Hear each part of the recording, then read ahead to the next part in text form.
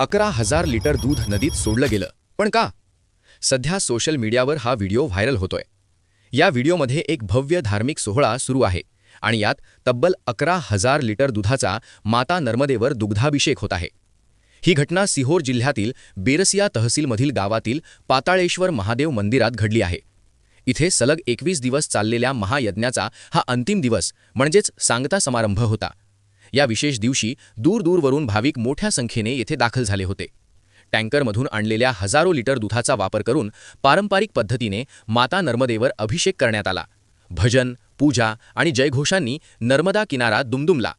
मात्र हा video social मीडियावर व्हायरल होताच प्रतिक्रियांचा पूरही उसळला आहे. काहींच्या मते हा श्रद्धेचा आणि परंपरेचा भव्य उत्सव आहे, तर काही जण एवढ्या मोठ्या प्रमाणात दुधाच्या नासाडीवर प्रश्न उपस्थित करत आहेत. इतकं दूध वापरण्याऐवजी गरजूंना दिलं असतं तर? अशा प्रकारच्या प्रतिक्रिया देखील मोठ्या प्रमाणात पाहायला मिळत आहेत. यावर तुमचं मत काय आहे? श्रद्धेचा उत्सव की संसाधनांची नासाडी? कॉमेंट करून नक्की सांगा आणि पेजला फॉलो करा.